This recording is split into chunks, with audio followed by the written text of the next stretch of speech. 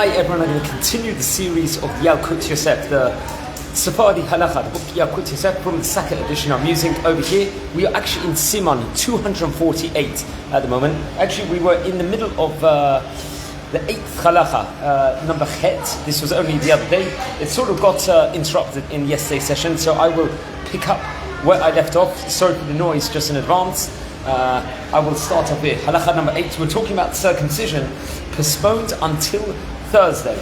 That was the din which we were speaking about, and we spoke that if, say, there was a Brit scheduled for Wednesday, and because of Billy Rubin account or because of some other health issue, there has to be a delay in the Brit Mila, then it will get pushed off till the Sunday.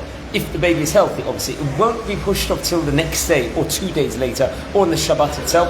We will have to wait all the way till the Sunday because we don't want to be 3 days before the Shabbat where we're going to have to treat the baby, potentially, if something was pushed off. We know that it's, say if the Brit is scheduled to be on Shabbat, you do it on Shabbat under regular circumstances, if that's when the time period is. But if not, we do not delay it at that point in time. I'm going to finish off that halacha of Halacha Het. I'm not going to start from the beginning of it because we got cut off in the previous session, and I'll start off now. Okay, we said over here, we were talking about, I'll start in the middle. במקום שיש להם מנהג ברור לימוד מילה שלא בזמנה ביום חמישי או שישי יש להניחם מנהגם. If there's a minhag to do it on the Thursday or the Friday or something like that, I think we're talking about Ashkenazi communities here, double check with me, then you would do it on those times, but only if there is שיש להם על מה שיסמכו, because there's something to rely on this. ובמקום שלא נתברר מנהגם יש להחמיר בזה, וגם רבני האשכנזים יש שהורו למות באופן כזה ביום ראשון. There's some Ashkenazi communities, many of the synagogues and Rabbonim would actually say that you do like the Sephardim do over here. You actually would delay it till the Sunday. Over here, you won't do it on the Thursday if there's that delay. אבל מותר לערוך מילה שלא בזמנו תוך ג' ימים ליום טוב. If it's yom tov, it's a different thing. והוא הדין בזה גם לגבי מילת גר. What if you're converting a non-Jewish person and they have to have circumcision? Can you do it schedule it on the Thursday or the Friday itself? שאין למונו בימי חמישי ושישי כדי שלא יצטרכו לחלל עליו שבת ביום שלישי למילה. Then you cannot schedule the Brit for the Thursday or the Friday over here because we must not be in the circumstance where we have to treat them within where potentially it will fall on Shabbat over there. Okay, we're in Halacha Tet at the moment in Yalkut Yosef. Okay, now we're talking about an infant born on Wednesday during Ben Hashmashot. Remember, how do we define the day of Wednesday? Because if it's on Wednesday scheduled, the Brit, and then it's going to be pushed off potentially to Thursday, we can't do it to Thursday. So how do we categorize this time period of Ben Hashmashot? We're going to learn over here now. Okay.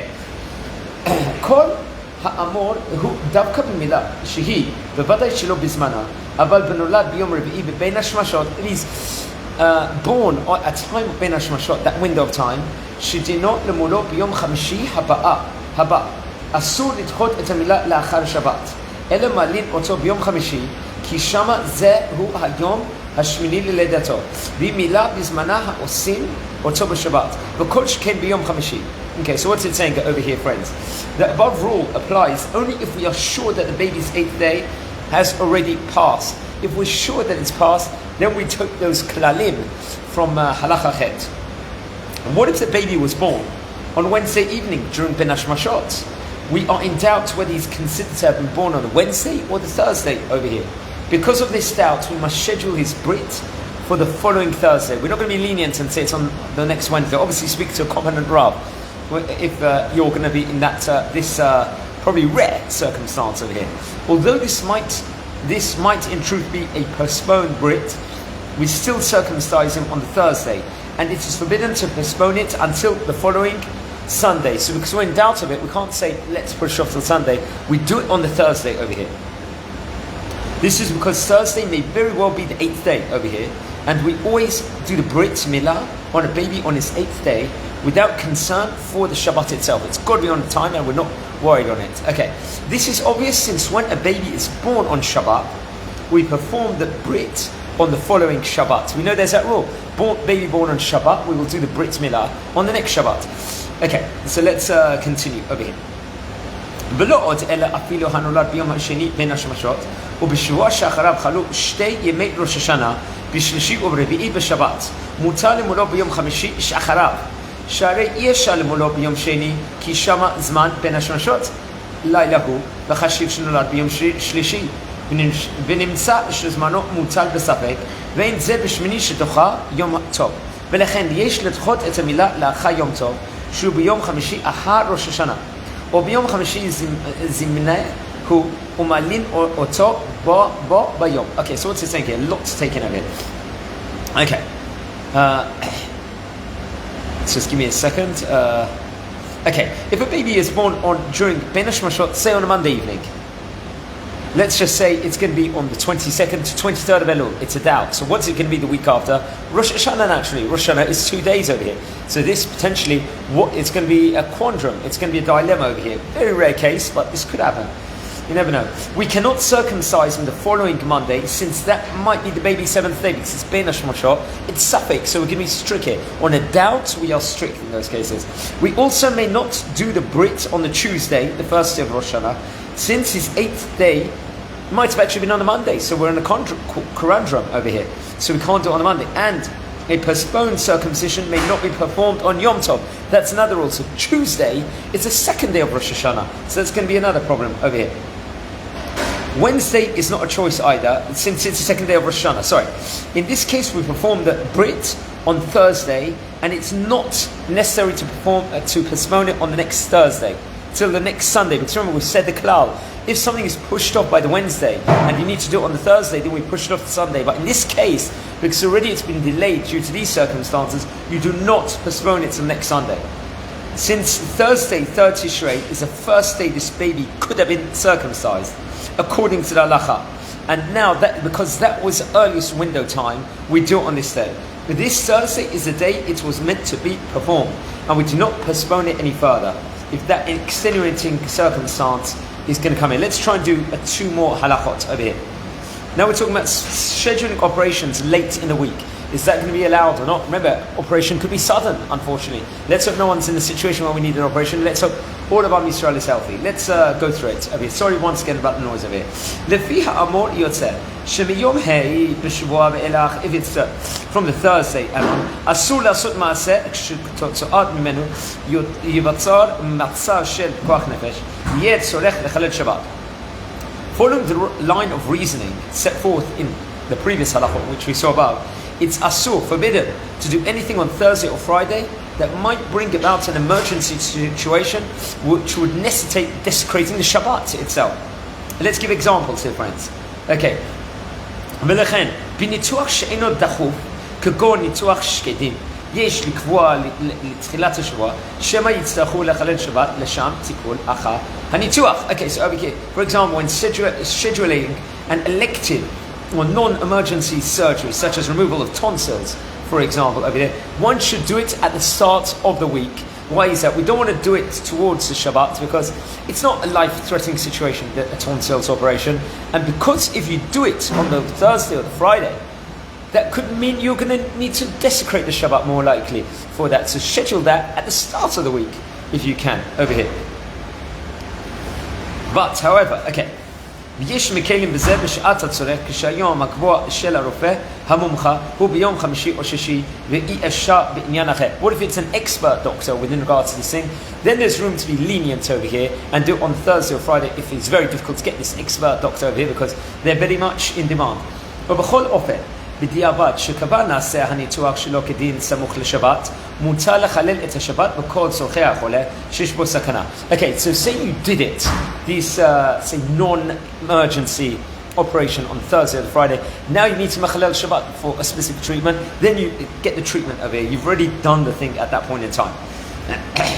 ובכל אופן, בדיעבד שקבע נעשה הניתוח שלו כדין סמוך לשבת, מותר לחלל את השבת בכל צורכי החולה שיש בו סכנה. ובניתוח דחוף וכדומה, מותר לנתח בימי חמישי ושישי. If it's an emergency operation over here, which you need to do, you know, there's an emergency situation, then you can do it on Thursday and Friday naturally. It's actually very important to do it over here. And they actually add on an extra side note to it. V'yesh mi shekatav shelachen ro'oi shelo letzaket gag miyom hey ve'ilach. Lama. I don't think you can hose down a roof, if I'm not mistaken. Kirshi yitztarcho achar kach lechlel Shabbat v'ashkia. Ve'im osim ken b'derech eter כגון שמיום שישי פותחים את המים בזרים חלש כדי שיבוא המים על הציקה במשך השבת או שמניחים על הגג ממטרת מים אין לחוש כלל. Okay, so what's he talking about here? It's giving a side footnote which is not necessarily on the specific topic over here. Based on the above principles of rabbis, they ruled that one may not pour cement onto a roof under construction on Thursday or Friday, since it will then be necessary to desecrate Shabbat by pouring water over the setting concrete over it. It's definitely permitted, however, if one sets up the hose in advance to pour a small stream of water onto the roof steadily throughout the Shabbat, or if one sets up a sprinkling system with a timer to turn it on automatically on Shabbat over here. That's a side thing, not really off topic, but sort of going on a tangent with regards to this. Okay, Halacha Yud Aleph, and we're going to wrap it up for today. Okay. So we're talking about traveling in a desert over here. So let's talk about it over here. Traveling on the desert, can you do it on Shabbat or not? Can you go to a desert journey before Shabbat? 2 days before Shabbat, 3 days before Shabbat. Okay, let's find out now. She'era shel goyim, hayotzet lemidbar. Okay, so you've got a caravan of non-Jews is going to travel through the desert. V'yadua sheyitztarchu lechlel Shabbat. And you're going to know that in some shape or form you're going to desecrate the Shabbat itself. Asur Yisrael yitztaref it's going to be forbidden for a Jewish person to travel with them 3 days before the Shabbat. If it's on Sunday or Monday or Tuesday, you're going to be allowed to travel on this journey.